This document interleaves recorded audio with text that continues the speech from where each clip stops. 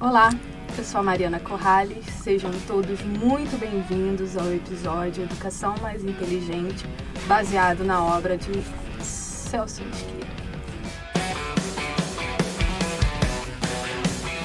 Pois bem na inovação, pois bem a criatividade, pois bem é doutorado de qualidade, pois bem é com Master Glenn, pois bem é Master Glenn da UBEM.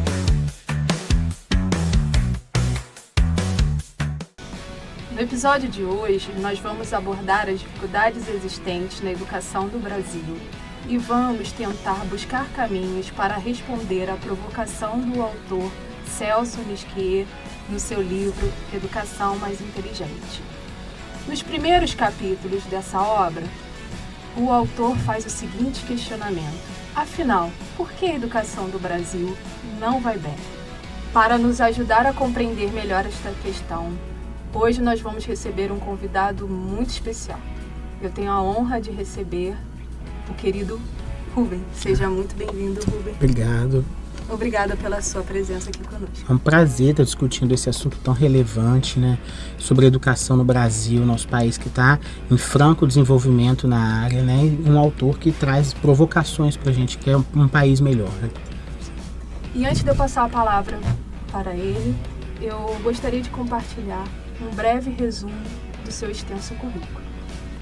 Rubem é doutorando em Novas Tecnologias Digitais pela Educação na Unicarioca, médico oficial da Marinha do Brasil, pós-graduado em Psiquiatria pela Unisa e Neurointensivismo para Adultos pelo Instituto de Ensino e Pesquisa do Hospital Sírio-Libanês e em Neurocirurgia do Hospital Naval Marcílio Dias. Mestre também pela Universidade Unicarioca. De todas as suas funções, a mais significativa e com certeza a que merece um destaque especial é ser pai da pequena Maria. Ah, sim, com certeza. É o grande desafio da vida, né? A gente não nasce com manual, né? E a educação mostra pra gente que é sempre um processo de aprendizado, né? A paternidade está nesse lugar, mas também a gente discutir sobre os futuros da educação do Brasil é essencial, né? Então espero poder contribuir um pouquinho sobre essa reflexão, né? Do que é uma carreira que foge às vezes das linhas do convencional, né?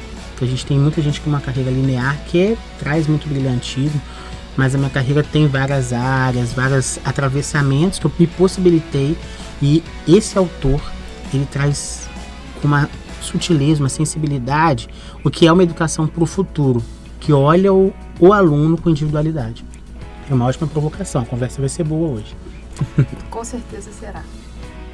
Para dar início à nossa conversa, a nossa colega Estela Cettini tem uma pergunta para você. Sim. Rubem, agradecemos imensamente a sua contribuição. O professor Celso Mesquita nos leva a refletir as razões pelas quais a educação não vai bem no Brasil. E a minha pergunta a você é a seguinte: na sua visão, haveria uma relação entre o cenário e o ciclo de professor com formação deficiente que perpetuaria, assim, as mesmas lacunas na formação de novos docentes? E mais, como podemos romper esse ciclo e garantir uma formação docente de qualidade, especialmente considerando o impacto das novas tecnologias na educação? Ótima pergunta da nossa colega, que essa contribuição vai ajudar a gente a começar esse assunto que é muito importante, né? Cabe ao professor uma grande responsabilidade, mas ele não é o único agente responsável por essa vanguarda na educação.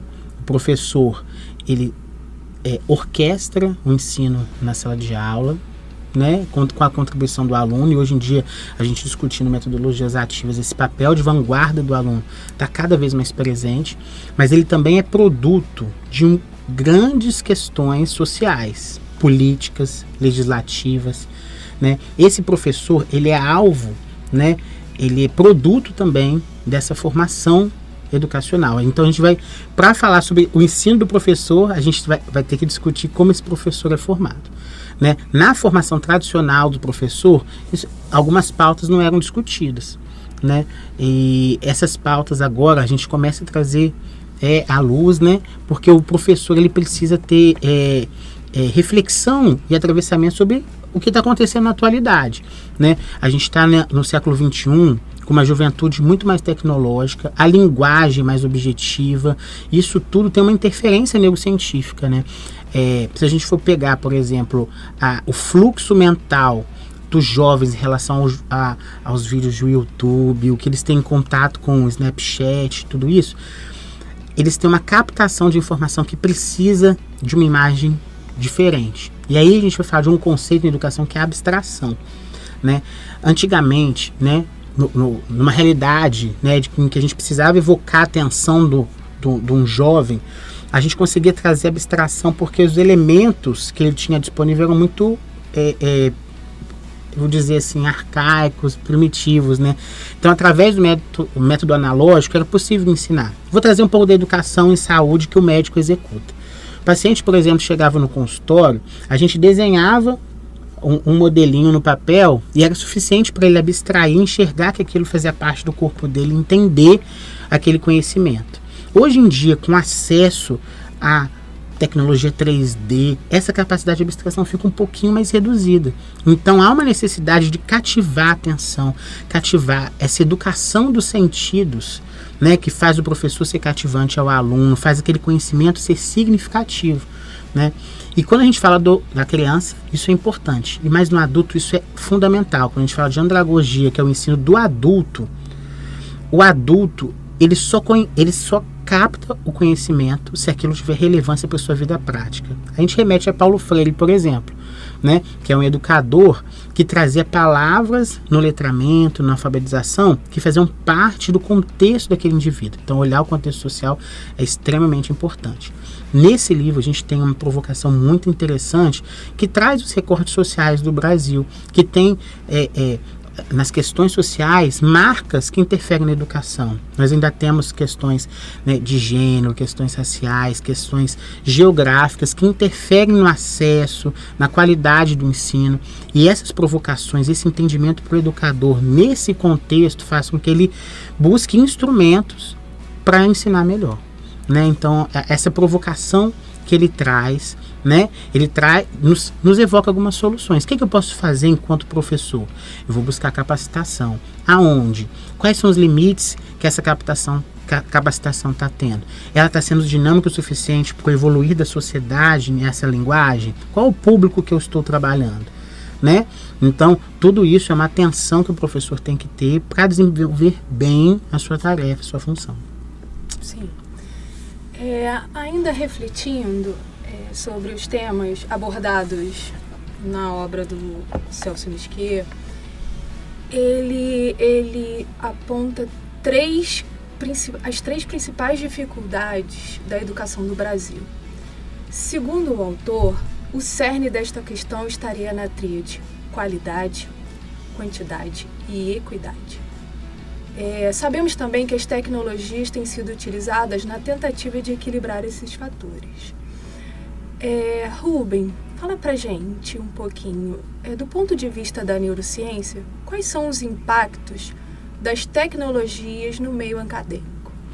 Então, a gente já até citou na outra pergunta um ponto importante. Cativar a atenção não é fácil, né? Então, você trazer o aluno para essa atmosfera que possibilite o aprendizado é importante. E isso a gente está falando de alunos, por exemplo, neurotípicos. A gente tem vários atravessamentos que tem de peculiaridade dos alunos, né? A gente tem personalidade, educação, estrutura familiar, religiosidade. São várias questões que vão ter que ser percebidas e individualizadas para o conhecimento acontecer de uma forma eficiente, né? Então, essas estratégias de captação, aí sim, a gente vai olhar para o individual, né? Mas a gente tem o papel do professor, mas a gente sempre vai olhar para o recorte nos programas de educação, no Ministério da Educação, né? As propostas políticas, porque tudo isso também é um reflexo, né? São várias camadas de ação que possibilitam aquele ambiente, né, ser favorável ao aprendizado, né? A gente tem também a questão do neurônio espelho, né? É muito comum da gente, né, se apaixonar pela disciplina de professores que são apaixonados por ela. A paixão também é contagiante.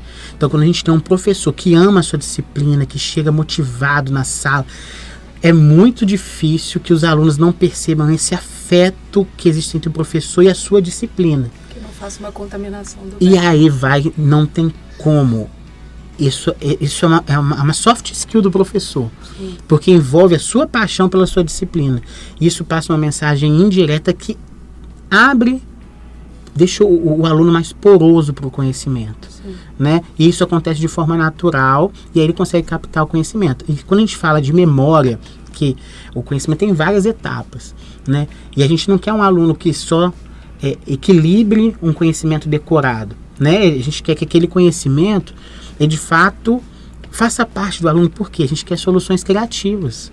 A gente não quer reprodutores de uma ciência que já aconteceu. A gente precisa de soluções novas para os problemas novos dessa geração. E a gente tem um capital intelectual nessa juventude que a gente não pode perder, né? Essa juventude, às vezes, ela está focada em várias questões, né? Está sendo seduzida por outras áreas e está se deixando levar, né? Ela poderia estar desenvolvendo projetos de engenharia, de medicina, na educação. Sim. E que muitas vezes ele faz um gasto cognitivo sem uma produção que leve a um desenvolvimento do país. Então, é muito difícil não falar de educação, não falar dessa política, porque à medida que a gente forma uma juventude com conhecimento que de fato é significativo, ele traz soluções para a sociedade e isso reverbera num impacto econômico. Sim. O Brasil tem estrutura para ser um país de primeiro mundo, mas a gente precisa fazer o que outros países conseguiram fazer na década de 90 e 2000, que é estruturar uma base educacional sólida para esse comportamento de primeiro mundo. Aí sim o brasileiro vai se enxergar diferente, né? Sim. Com toda a sua potencialidade e desenvolver o que esse autor fala brilhantemente, né? Porque ele cita ali quais são as dificuldades da educação brasileira. Nós temos vários, nosso país tem uma extensão geográfica imensa, a gente tem vários, né, Brasis dentro do Brasil, efetivamente. A questão da evasão, né? A evasão escolar, né? A gente também tem ecos de outros tempos, então a gente ainda tem o desenvolvimento da educação de jovens e adultos, o investimento... Professores desmotivados, investimento na capacitação e também na estruturação, né, de uma carreira de Estado que seja de fato cativante para esse jovem, né? Porque a gente tem uma estrutura em que o capital também é relevante para chamar a atenção, né? Então a área educacional, as outras áreas, as áreas tradicionais, elas precisam trazer esse jovem para esse ambiente de produção acadêmica, científica, porque é isso que de fato estrutura a sociedade. Né? Sim. É muito interessante esse aspecto da neurociência, a questão, o que move o emocional e resvala, né, nas relações acadêmicas e afetivas, né, do corpo discente e o corpo docente, né? Muito interessante. Eu não tinha imaginado essa ótica assim, sim, emocional. E é aquilo, né?